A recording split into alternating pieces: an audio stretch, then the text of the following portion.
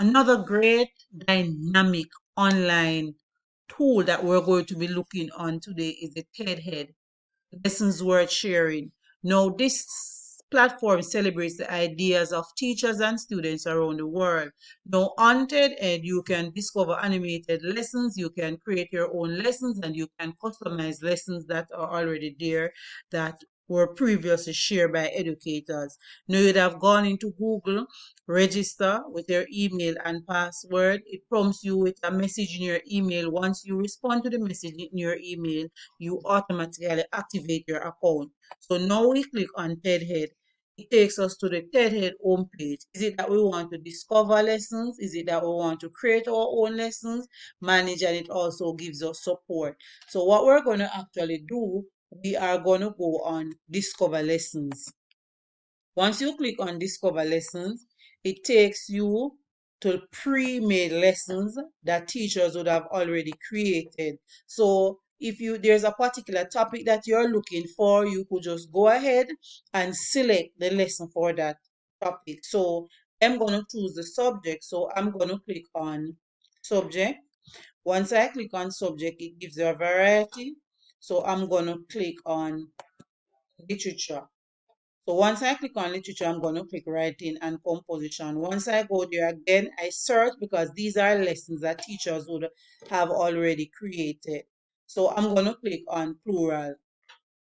So once I click on this, it takes me to the plural lesson. Now this lesson is a customized lesson that was done by a teacher. Now this lesson provides us with a video. Now TED encourages the use of a video at the beginning of most of the lessons. So the students would click watch. They click, the video pops up and they are able to watch it. Then after they watch, it has think. So the think now provide the students with questions. So the students would have click on it and it prompt them. Now, once I click on think, and I'm going to try to answer this question. What does it mean when a word becomes plural? More than one a tail. So I click on A. Once I click on A, I save my answer. Correct. It tells me I have 3 more questions. So I could go and I click on the next question. So the next question asks, how would you write more than one duck? So I choose B. Save my answer. It prompts me that that wasn't it, so it's incorrect. The great thing about this is that the students can also try again. The students can also go back to video int. So they can always go back to the beginning of the video, watch back the video, and then go back and find the answer. So once I click on try again, say I choose the incorrect answer and I click save. It tells me that it is still not correct, encourage me to watch the video, or I can move on to the next question. So I click try again and choose the correct this answer. Let me see if this is correct. Yes, it is now correct. So I move on to my next question and I choose. Once I do that and complete all my questions, my answers are saved and my teacher can go ahead and print my worksheet. Then it asks for dig deeper. Want to learn more about how to make noun singular and plural? Check out this video. So there's another video there that gives the students further explanation. Once the students check out the video, it gives them a practice page also where the students can go ahead and practice. Then it takes you to discussion. Create a silly story with the following plurals. So the students would have created and then view discussion means that it would be directly in their classroom so they could discuss among themselves. And then finally, understand how to make plural and it gives the students, they're going to write a story based on what they would have learned. So this is a lesson that was done already. As I said, you can go ahead and you can customize your lesson. But we are not going to be customizing a lesson. What we're going to be doing, we're going to be creating our own lesson. So we go on create, click on lesson. Now, once you click on lesson, I am going to look for a video that talks about nutrition. So I'm looking on nutrition. So I click and I search for my video. But for time essence, let me just click this video. So once I click this video, it appears here. So this is what is going to be on my page for my students to watch and then follow. Then I press continue. Once I press continue, it takes me directly to my lesson. So this is the title of my lesson, nutrition. So if I don't want this, because this is the title of the video, but I want my lesson to be just nutrition. So I put nutrition, I save. Once I save, it tells me get start on my content now. So to get started on my content, I'm going to begin, but my video is already here. Now, the great feature that I enjoy the most about TED Ed is the fact that I can crop this video. So I start this video, however, there are information there that I don't want my students to get, or the video is too lengthy with unnecessary information, I can always crop. So I click on crop, my video appears, I choose when it should start, and I choose when I want it to end. So this is a great feature of cropping the video. Also, if I find that I don't like this video anymore and I want to change, I can also go and click change, click my URL here, and my video will appear. But what we're going to do is let's begin. So let's begin being that you're going to introduce your lesson in a few sentences. So I am going to introduce my lesson because I am looking at nutrition. So I type my introduction for my lesson.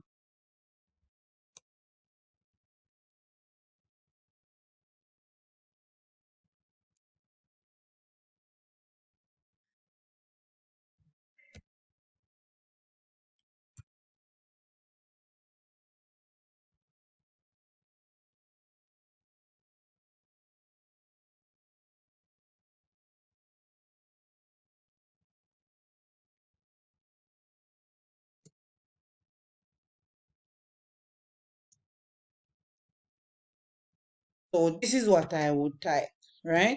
So I'm going to save. All right, let me cancel. All right, this card. So I'm going to, let's begin again. And I'm going to type my lesson introduction.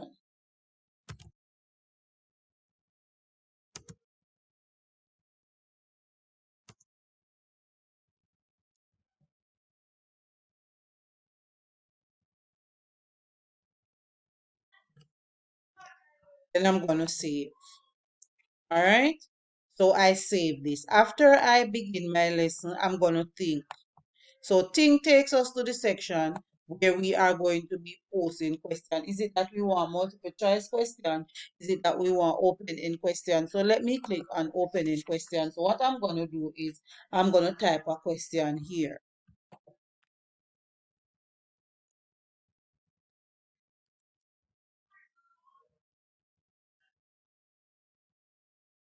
So I save. So the students know after I click it, I could always add another question. So if I choose to use a multiple choice question next, I can do that. Then I'm going to dig deeper, add some more information for your students. So I'm going to add some more information for the students based on the topic.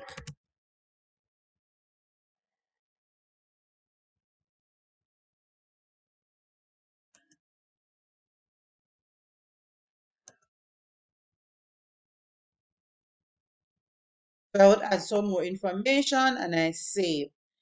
Now I would go for discussion. What is it that I want my students to do? So I could also prompt them here, or I put a discussion that I want here. So the description that I want, or the prompt that I want, say I want my students to discuss.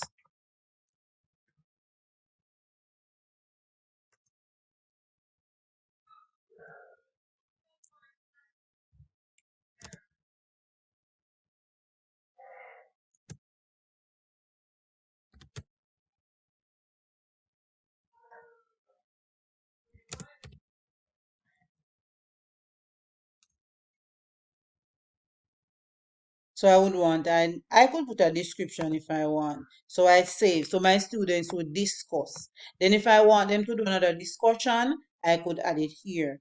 And then it says had final. Final is my closing thought. What is it that I want my students to do? I want my students to write a letter explaining the importance of, and then I click save. So this would be my lesson that I would send in the classroom to the students. So what I can do now, I can choose to publish, or I click on more. Once I click on more, is it that I want to preview the lesson before I publish it? Is it that I want to view my summary? Is it that I want to make some adjustment to my lessons? I can do all of that. So I'm going to click on publish. Once I click on publish, it is going to take me. Your lesson has been successfully published. I want to share the lesson. Is it that I'm going to share the lesson in the classroom, or is it that I want to share the lesson with individual students? So if I have students in my class of special needs and I created a lesson differently for them, I could choose to share the lesson with those students. So I click on share lesson.